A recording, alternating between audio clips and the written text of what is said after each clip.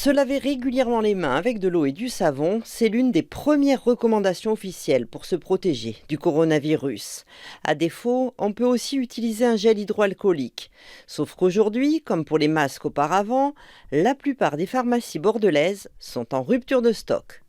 Donc là, on est devant le stand où devait y avoir des gels hydroalcooliques, c'est ça? Voilà, nous avions des gros volumes de gel de 1 litre, 1,5 litre jusqu'à fin de semaine dernière.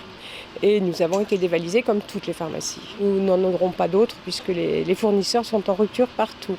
Donc si les pharmacies n'en ont plus, comment vont faire les gens? Eh bien, ils vont se laver les mains parce qu'il n'y a pas le choix. Et puis ne pas se serrer les mains. Un minimum d'hygiène et de toute façon, il n'y a pas tellement d'autres solutions.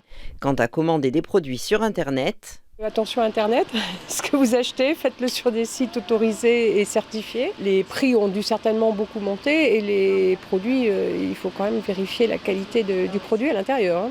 Cette cliente âgée, consciente d'être une personne à risque, se dit pas inquiète du tout. Mais elle a quand même son flacon de gel hydroalcoolique. Je l'avais acheté il y a plusieurs années, il m'en reste. Voilà. Vous faites attention?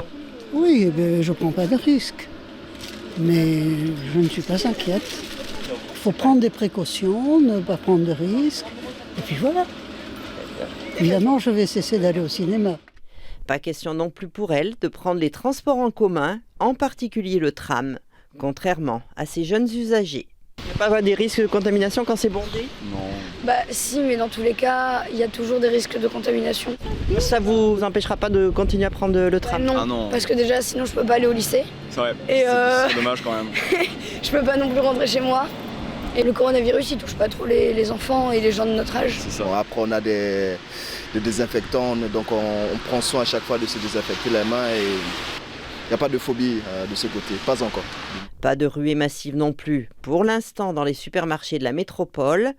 Même si les stocks de pâtes, de riz et d'huile diminuent légèrement, on est loin ici de la rupture. Est-ce que vous faites des réserves par rapport au coronavirus? Ah non, pas du tout. Non. Ça vous inquiète pas? Pas du tout. Non, pour moi c'est un virus comme un autre et puis on en fait toute une polémique, mais... Il n'y a pas de raison d'être inquiet, je pense. Parce qu'il y a un risque d'être confiné pendant 14 jours s'il y a une suspicion. Oui, on mangera des pommes de terre, on fera un autre jardin. S'ils prennent les choses avec le sourire, tous espèrent que la situation ne va ni se prolonger, ni empirer.